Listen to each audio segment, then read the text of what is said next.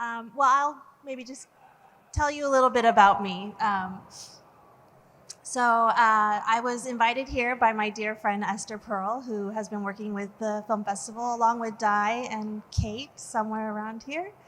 I was not expecting to be in South Africa, but Esther, I think you moved here 2.5 years ago, and have ever since have been trying to lure friends, family to come down to this beautiful place. And I'm so glad that you did, because I had no idea what I was in for when I came. And it has been, every single day has been magical, and I've experienced so much. And I feel like it's just this much in the 1 week that I feel like I've packed. This There's just so much here, but also what I learned about is the animation industry that is so hungry to like create. I feel that in so many ways, even with the pitches that have been going through, every team that has presented their creative stories, there's such deep heart and passion in each one of those projects. Oh, there it is! Yay! Okay, here we go. I'm just really honored to be here. I'm really, really grateful to be able to share a bit of my journey, which has been over, I think, 25 years in animation. So here's my path in animation. So like all great animation producers, we start with pizza and deli sandwiches. Actually, no, I grew up, my mom was a single mom who had small restaurants. So I grew up watching her make sandwiches and making pizza. And this was just a part of my everyday life. I didn't think anything that it was weird that I ate this every day for every meal. But as a single mom, she wanted the ability to be close to her children while being able to provide. So I kind of grew up just learning about what it takes to be a small business owner, and feeding customers, making them happy. And I can say Rim's Deli is still open after 38 years. So if you're ever in Sacramento, California, feel free to stop by. But really that shaped the way I thought about the world. But what I really wanted to do was be Claudia Kishi. I don't know if you guys know the Babysitters Club, but Claudia Kishi was the only pop icon for young female Asians. And she grew up being the coolest kid in the Babysitters Club. She had the coolest clothes. She was an illustrator. She had artwork on her walls. And most importantly, she had her own personal phone line. That was like amazing. So I would read stories about her, and I thought, that's just a fantasy. Like, there's no Asian girl that I know that does art, is cool, is into music. So my mom really wanted me to be Connie Chung, who was the first female news broadcaster. And everything that I was doing was to become Connie Chung. So high school, I was the editor-in-chief of my newspaper. I was the student government historian. I had a weekly column for the local Sacramento Bee. This is where I was going to go. This was my path. I was so certain. My mom was also very certain as well. So I went to college for communications, and I was going to be a journalist. I was so set on that until this gentleman came into my life. So one day, my first semester of college, I was working at my mom's restaurant between classes, and Ed Bell, who is also a speaker at this festival, walked in and decided to have lunch at my mom's restaurant. And he's a very talkative fellow. If you ever get a chance to talk with him, he will tell you everything and talk and talk and talk. Well, he told us he was an animation director, and he was looking for an assistant at the time. And I was very eager and wanting to do lots of internships during my college time. So he invited me to come and interview. And I did, and I got the job. And the first day I walked into what was Wild Brain Animation Studios in San Francisco, it was like a dream. I walked in, and there was people doing 2D animation, people making puppets. There was computers with CG animation. I was like, what is this wonderful place? Having not grown up with art or music or really any creativity, I just was like, this is a job that people can do. I fell in love from that moment. And I have always said that animation chose me. I never chose it. It was because of this moment. I worked with Ed for a year and a half, and during that time, I feel like I was placed in the right place to learn everything about this medium. Wildbrain at the time was doing ads, they were doing commercials, they were doing theatrical features, they were doing series, they were even doing web animation at a time where web animation wasn't a thing. This is pre-2000, early 90s. So I think I was just placed in the right place to gonna learn everything about this medium. And not only that, but they gave me exposure to not only the creativity side, but also producing and how do you manage a creative team that's doing multiple things. So I was so blessed to be in the right spot. What it did was then also, next. Okay, it led me to my final year in college, which was Pixar internship. And I, again, just wanted to soak up as much as I could. And during my short internship, which was only like 12 weeks, I tried to meet everybody I could, learn about all the different departments. If people needed photocopies, something shredded, coffee, I just wanted to absorb as much as I could. And I really loved it. I really loved the way that they were thinking about how to be creative. And it just, because I had not been exposed to that, anytime I could be around an environment like that, I was just absorbing and learning so much. So I was fortunate to have my first film be The Incredibles directed by Brad Bird, which I feel like was such a foundational film to have as my first feature. And I was so blessed because he was a director who came in with a very, very clear vision. He had boards that were very clear, communicated very directly to all of his artists. There was never a question of what should we do next. He came in with like guns ready to go. And you just picked up the notes and you ran with them. And because of that, he had this energy that just ignited in every single artist that he engaged with. And I thought, wow, they would go into war with this guy. Like they would really, because they believed that they were making the very best film that they could be making at that time. And not only that, you had a clear leader who had a creative vision that was going to do something that was timeless, but also pushing the technology at the time to go beyond what they were capable of doing. So, which is what really Pixar was well known for at that time. So for me, foundationally, I thought, okay, this is what a director does, and this is how you lead a team.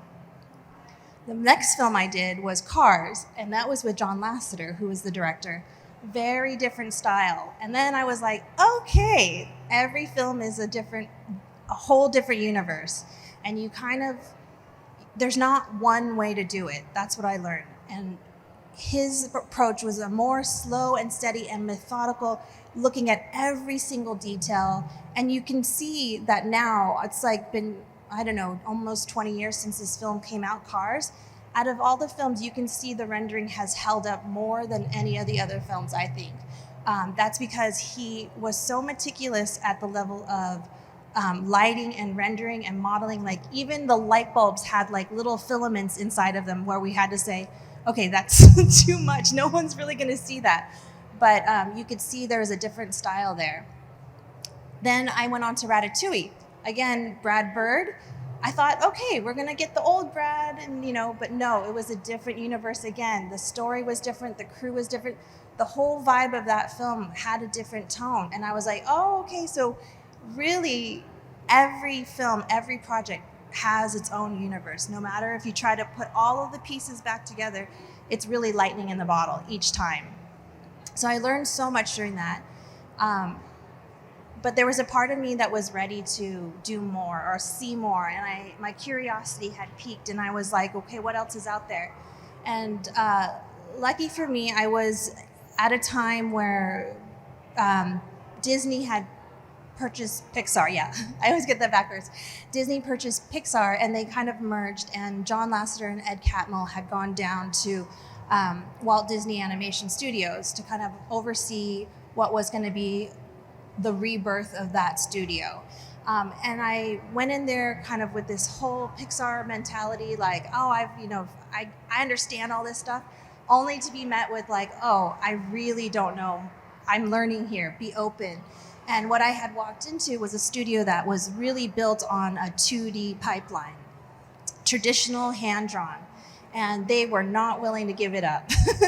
I had come from CG, Pixar, where you work on top of each other. You know, that was the beauty of CG, is that you could be working on the same shot, 20 different people, and then check it all in, and it seamlessly moves in together. Walt Disney, I walked in and they had these folders where you couldn't start working on your shot unless you had this physical folder. And I thought, oh, sorry, I don't know where that's coming from. Where the physical folder needed to be in your hands before you could actually open your shot on the pipeline. And I thought, wait, I don't understand this.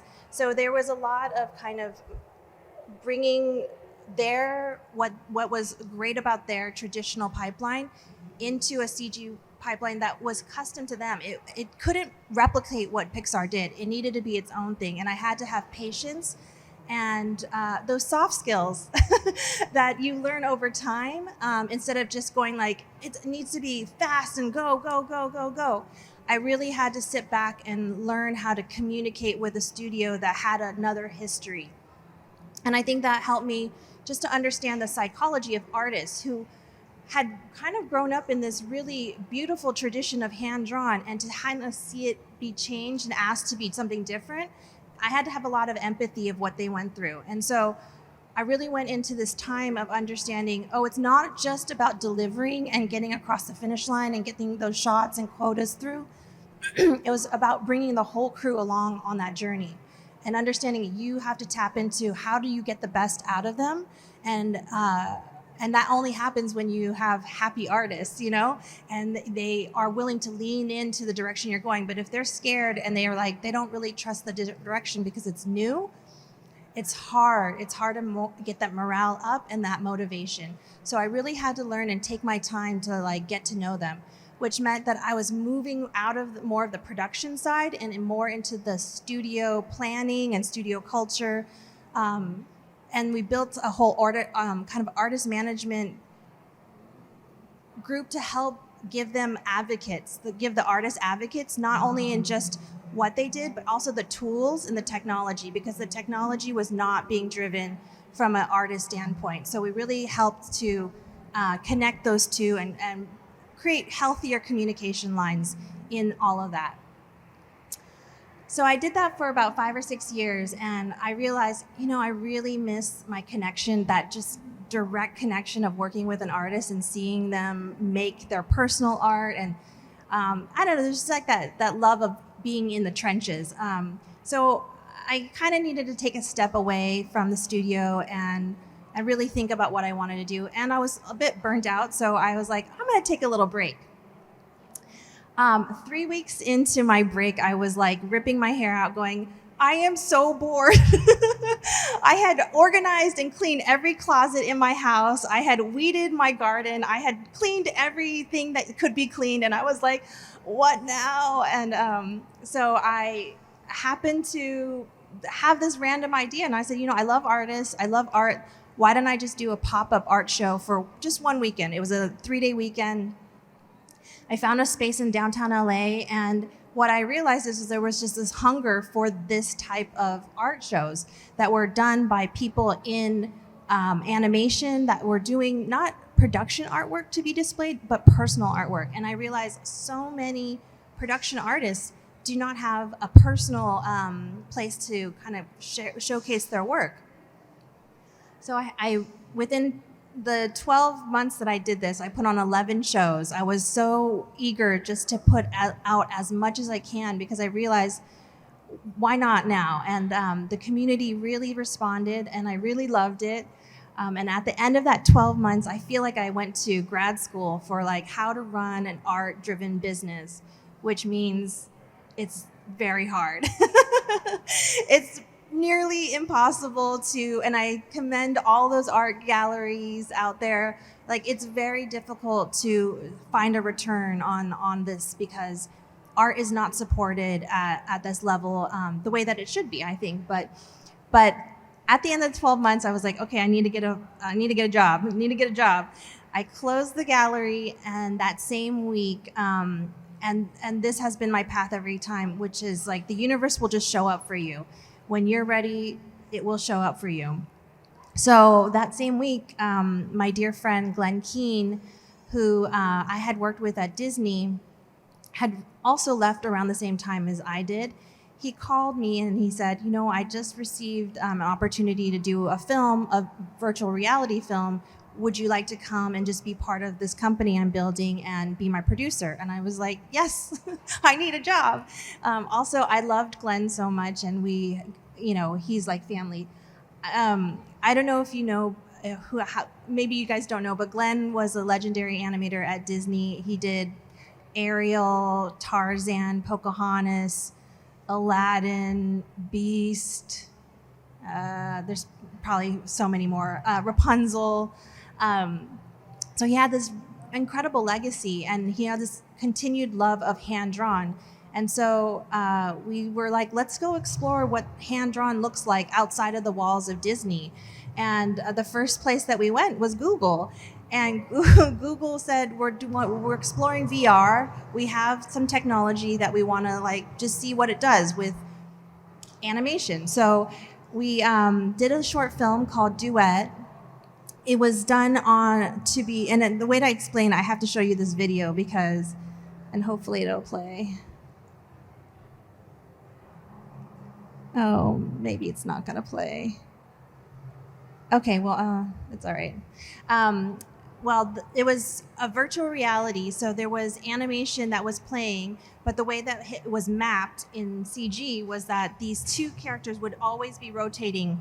One would be going this way, and then you would use the phone to kind of follow whichever character you wanted, but they would have these intersections where they would come together, and then you could choose, oh, I want to go with the girl, no, I want to go with the boy, or you can go back.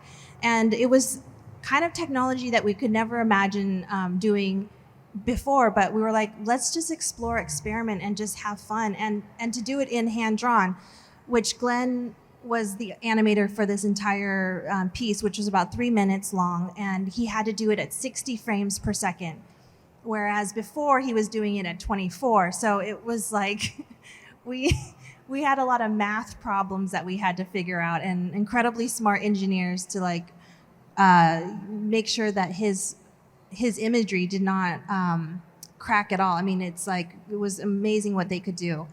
After that film, we were invited to do a short film with the Paris Ballet. And at that time, the new director of the Paris Ballet wanted to do a series of short films. Some were live action. This one, I think, was the only animated film, but it was a live action animation hybrid. And again, Glen was able to do what he was born to do in this lifetime, which was create a beautiful animation. I don't think that, it's okay. None of the videos are working. So this was the prima ballerina that he worked with. This is actually, if you know the Paris Ballet, it's kind of has this dome on the top, and this is done in that top dome where they shot this film, and you can find it on YouTube. So and Glen animated. I unfortunately was not able to be at this shoot as much as I wish I had, because I was pregnant, very pregnant. And this is actually a picture from our very last post session. And like every good producer who is about to give birth, you deliver the film, and then you go into labor that evening. And so, but what I loved about working with Glen, and this is Max Keane, his son, on this side, who was our production designer on all of the short films that we've done. This is actually my brother, who is a sound engineer.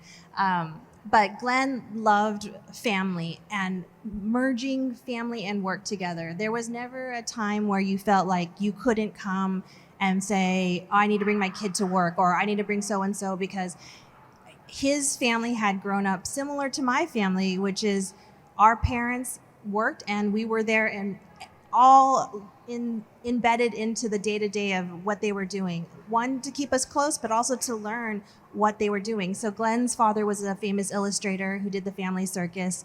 So Glen went on to become an amazing animator. My mom made pizzas and sandwiches, and I am in animation. There's some correlation. I don't understand it, but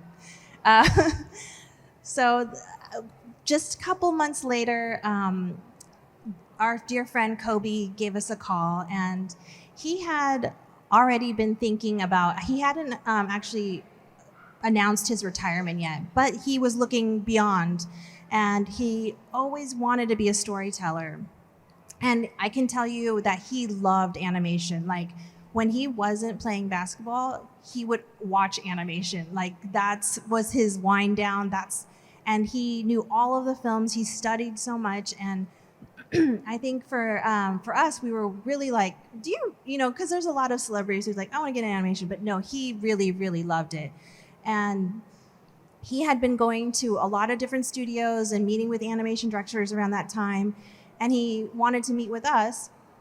So we said, okay, yeah, come on by. We had just finished these 2 projects, and he loved the hand-drawn line. This was something that he really wanted to hang on to. So when he came and talked to us in our little studio in Hollywood, we had rented a small little house as our animation studio, and it was just me and Max and Glen and one PA. I mean, it was really small. And I remember Kobe, the first day he came in, he brought his family, his daughters, his wife, and it was just the same vibe of like, yeah, we come as a crew. Our families are always there. So of course, I had just given birth. My son was maybe 3 months old, so he came to meet Kobe on that first day, and this is them. But actually, that was the first day. This is the actual picture of them meeting. And we just had a wonderful time just talking with Kobe, talking about art and music. I remember Glen and him talked about Beethoven, and they talked about different artists they love, films they love. I mean, it was just like a great getting to know each other. And then it was like, okay, what can we create together? At that time, he had not announced his retirement, but shortly after, he wrote Dear Basketball, the poem, and as his way to announce his retirement. So we knew right away that was what we were going to do, and we were going to create this short film for him. And again, we had just a very small crew. We had Glen, who was our main animator. We had 3-4 other animators and a couple of compositors, and it was just like a very handcrafted project that we did, and it took about 1.5 years, and we just really had a great time. Kobe was very integral in every step of the way.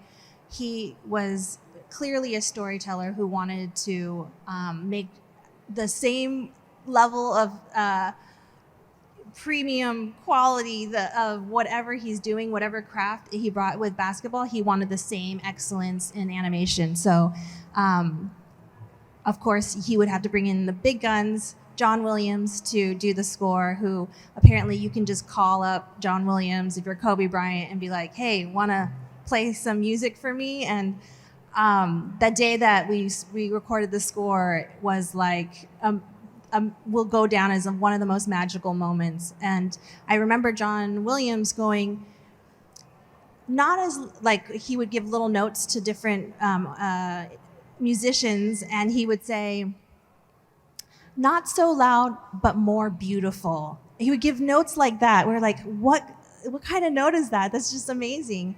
It was quite a magical experience. We ended up premiering the film at the Tribeca Film Festival in New York. Again, families everywhere. And I remember Kobe Bryant and Glen and had a talk with Michael Strahan during the film festival. And all I could think about was this shadow on the left. That's Phil Jackson. I love him. I was so excited to be there with him. So, of course, these 2 talented men won the Oscar, and we had a fantastic night. And from that moment on, Kobe was already well prepared to do many, many films. He had already been writing. He had a animated series that he had in mind. And so for Kobe, I will always say, although his legacy couldn't be found here in this lifetime, I think everybody who wants to do animation, you kind of honor his legacy by like just doing it. Just whatever creative idea you have, whatever series you want to do, whatever, just don't hesitate. Like, put as much love as he put into his craft into yours, and it's like you will be rewarded. And I definitely take that to heart as well, and feel he was such a blessing to us, and also in animation, because he really brought so much energy to this industry as well. So along with Dear Basketball and Glen Keane Productions, I was also producing and running my own company with my husband, John Cars, and he was starting to do some short films as well. So June was one of them. This is a different kind of, we partnered with Lyft. So this is more of a brand short, and we did it with our friends at Chromosphere, Kevin Dart and his team, who we had always wanted to do something really unique and something that visually was stunning in a new way. And we were able to do it. This is the video of the short. You can go on YouTube and find it. It's called June. But here's some stills from it. I just love these character designs. We had so much fun making this, and it kind of was like a dream come true to be able to make something like this. And I love that I think the mediums between hand-drawn animation, but then able to come to do something like this creatively that was like 2D, 3D-ish. After John had done Paperman, I think this was like a great progression into like, let's keep pushing the medium of animation and what it can actually look like and how the storytelling can continue to grow. Another project we did was Age of Sail, which again with Google Spotlight Stories, which now they had kind of really pushed into their VR technology. And this was a short film that was one of the first in Venice Film Festival's, this is our beta tester, Joshua Cars. You also use your children as, early guinea pigs. And we ended up going to Venice and being part of the festival's first round of VR and experimental films, which was really exciting. So back when I was doing the art gallery, I also made amazing friends, and Alberto Mielgo was one of them. He and I did a solo show for him, he's an amazing painter if you don't know his work. He's really incredible. He had previously done amazing work on Tron, the TV series, and as a production designer, and he was in part very inspirational to the Spider-Verse, Into the Spider-Verse production design as well. And then he got the opportunity to do a short film for the Love, Death, and Robots anthology. And the short that he did was The Witness. Again, really pushing the boundaries of what animation could look like. His painterly style, his lighting, his composition, him as a director was just like such an incredible thing to witness. His personality is one that, I got to learn, again, how to use those skills to bring creative vision out of people who have big, bold personalities, or even all the different personalities of all the directors I've worked with. They're so unique and so bespoke. And I had to figure out, how do you create a crew around a person like that to, again, lean into the vision and get there. And I think Alberto was one of those people who I'm so grateful I got that experience, because I learned so much. Also, this was completely done in a studio space in Spain at the time. And Alberto was very hands-on. So we were, I was working on the other projects here or in LA while he was in Spain. So we kind of did this moonlighting project. But I wanted to show you guys this, because every time I would interact with Alberto, it was always this little flourish of an artist touch with whatever he did. So when he sent me the final hard drives, it was always like, let me put this little sprig of lavender in there just to put a little beauty, a touch of beauty in everything, even the most mundane things. Sums up Alberto in my mind, and I love that about him. These two directors I was so blessed to work with both did amazing at that year's Emmys. Both projects across the board won Emmys for production design and directing, and I won my first Emmy for producing for The Witness. So I was such a magical night, incredible night. After all of those projects were all going, well, actually, this is all timeline is kind of all scattered, but where Glen and I continued on after Dear Basketball was this moment in Annecy, and we didn't really know where the company was going to go after Dear Basketball. I was doing the other projects, but then we didn't know what Glen wanted to do next. We had been developing a TV series for preschool, but really we were kind of early stages on anything. So this Annecy, we were kind of like, is this going to be it? We didn't know. And what came out of this risk of and we didn't even know we were going to go. It was kind of a last minute thing. But Glen went and gave this amazing presentation, as he always does. And two magical things came from this event. One was Trash Truck, which was Max Keane had been developing this personal project based on his son, again, keeping it in the family, his son's love of trash trucks. So we were like, why not? He was like, could this be something? And because he would tell his son these bedtime stories about a trash truck that was a best friend to a little boy.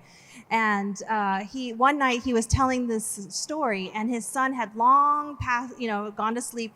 And Max kept telling the story to just himself, just to get the story out of his mind. And then the next morning he told us, and he's like, could we do something with this? And me and Glen were like, yes, let's try it. So we were developing it for years, for a while, trying to figure out what to do with it. We had made a test shot of the characters. And then that Annecy, we met with a studio called Dwarf, who ended up being our production partners after we were picked up by Netflix. And I would show you the test, but my videos are not working. So this one's not on YouTube, but it's a little test that we did. This is Max and Angie Sun, our producer for it. These were early days where we would just post everything on the walls and just get deep dive into the story. We had 26 episodes written at this time, and before we went into, or log lines, I guess, before we went to Netflix. At that point, we didn't know if we were going to go to Netflix, but the other thing that happened at that Annecy was we were approached by Palin Chow and Melissa Cobb at the time, who were developing this project at Pearl Studios in Shanghai. And a month later, Melissa Cobb went on to be the head of Netflix animation and kind of started the studio there. So they invited both Glen and I to come on as director and producer. I read the script, and within the first 20 pages, I was in tears, just bawling, because one, the story was so beautiful, but also I had finally had an opportunity to tell a story about a young female Asian girl who was not only brilliant, so cute, but she believed in fairy tales and wanted to get to the moon to meet the moon goddess. And I thought, this is a dream come true. So, and to do it with Glen, who I loved working with. This was our very first kind of research trip into New York to meet our songwriters. Audrey is the one who's next to me in the pink scarf. She was our writer. And I didn't realize it until about a year into making this film why she was such an integral part of this film.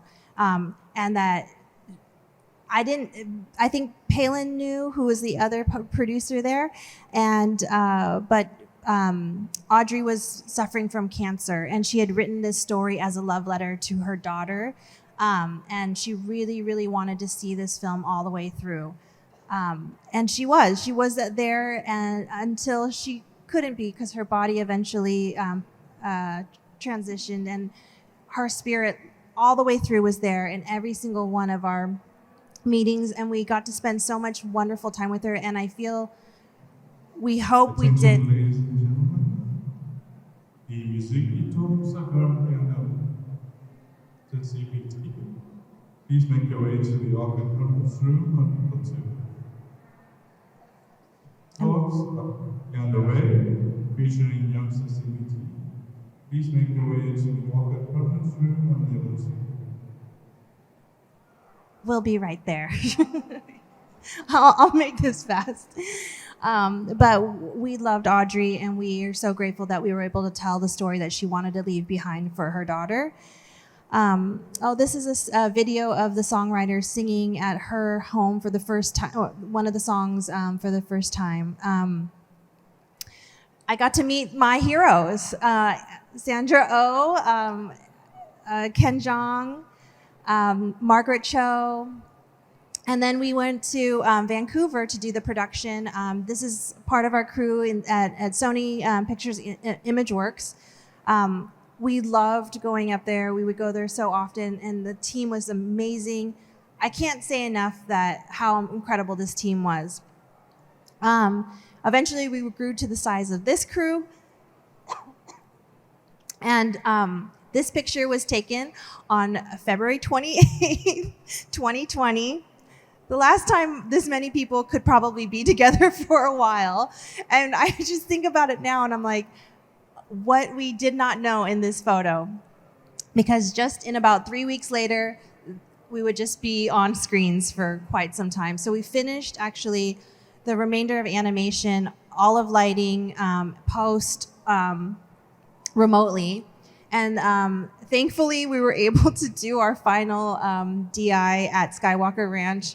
But basically, this is what it looked like. And of course, we all know because we've all went through this experience. But by miracle, we were able to deliver the film on time and have it released on the date that we wanted to on Netflix. And people were at home to watch it. So it was so great. It was such an incredible experience. But yeah, so this has been my path. These are the things that I have learned along the path that feels like it keeps being just some things I wanted to leave with you, which is, your path reveals itself to you as you take each step, no matter where you're starting from. So you could start in a pizza parlor and end up in animation in South Africa. I really encourage anybody, wherever you might be, if you want to get somewhere, if you want to do anything, just take that step and just keep going. Because it really does reveal itself to you. People will show up that you didn't think it would show up. Universe will just move you in directions you didn't really know you were going to go. And the thing about it is that the more you commit to your path, the more committed the universe will be to guiding to you. So if you're kind of like, I don't really know what I want to do, well, then the universe is not going to be like, let me show you. You kind of have to commit in any direction and just go, and then things will just start happening for you. And it might not be the destination you intended, but the journey will be brilliant if you have the courage, if you are courageous enough to walk it. And I think that has been really important for me, because there's been so many times where I'm like, and even today, I'm like, I don't know if I could do this talk. And here I am, I'm at the end. So thank you guys so much for listening to my path, and I hope it inspires you to go on your path. Thank you. Questions? Yeah. Is there any questions? Oh my gosh, look who it is. Can you come here? I want to give you a hug. This is Ed Bell, you guys. Oh, so good to see you. How you doing? Who knew that it would bring us here? Well, yeah. That day that you came into my mom's restaurant, it would bring us. This is the definition of an untrodden path. Yes, exactly. What's going to happen, right? Yeah, exactly. Yeah. No, I'm very glad to be here, though. Ed Bell, everyone. One of my only employees ever. Best producer at our studio at the Wild Brain Company before Pixar took her away. Any other questions? Oh, yes. Oh, thank you. so much for sharing. I was just curious about your VR. Why was it 60 frames per second? Because it was had to go on to a phone, and the phone refresh rate was 60 frames per second, which is most things now are 60 frames per second. But CG can do it. It's just 2D. We figured it out now, but yeah, it was the hand-drawn part of it. Did you have to set up a whole infrastructure for that? Did you have to like rethink how you were going to do everything? Yes, yeah. Glenn figured. had to figure out his timing to be 60 frames per second. So in the way that he actually did it in his brain, which was non-technical, which he just did it by metronome, which is how all the old school animators did it before. Was like there wasn't 24 frames; it was just the clicking of the metronome to do your timing. Yeah. Hi, I just wanted to thank you, Gennie, for amazing session. As always, you're so inspiring. I really, really appreciate like seeing your journey. I mean, we did have it briefly in our mentorship, and it's been just lovely to see it again, refreshed and told anew. I just wanted to, ask, as someone now who's been working for many, many years with people, you've been speaking so much on family and all of that. And just today I was attending a talk about integrating family and work and how to balance those. Do you have any advice for younger people, how to sort of preemptively balance, not necessarily balance, but what are steps you can take to make it a smoother transition when you do start working with family and Yes, so I think that's also what I didn't mention is that I've actually taken a year off this last year, and it was really because I needed to kind of reset and be back with family. Because we know animation is a very consuming industry. I mean, it'll take all of your hours if you wanted to, because one, you love it, but because there's endless work. I think it's about creating from a very early time boundaries of like what are non-negotiables for you in terms of like your own self-care, like how many hours are you willing to put in yourself, and then that goes into your family time, what are the hours that you need to be there for your family, and you kind of just need to, and I think it's an industry-wide thing that we're all thinking about this, because I think COVID really made us think about a lot of things of like, and because the way the animation is built, it's just like it feels so competitive when you're in your early parts of your career. You're like, well, someone else is going to take my job if I don't do those OT or whatever overtime. And so you really just have to kind of think about what's good for you, set your boundaries, do your time management, because it's about, I think it really starts with self-care. And then once you have family, then you're like, well, now I have this priority, and that's also self-care for me. So really thinking about that and saying, I have to leave at 4:30 today, or whatever it is, or I need time to rest today, so I can't, and not, yes, it's a risky thing, but know that you're valued, your work is valued, and there's always going to be more work behind whatever rest you need. Thank you so much. Yeah.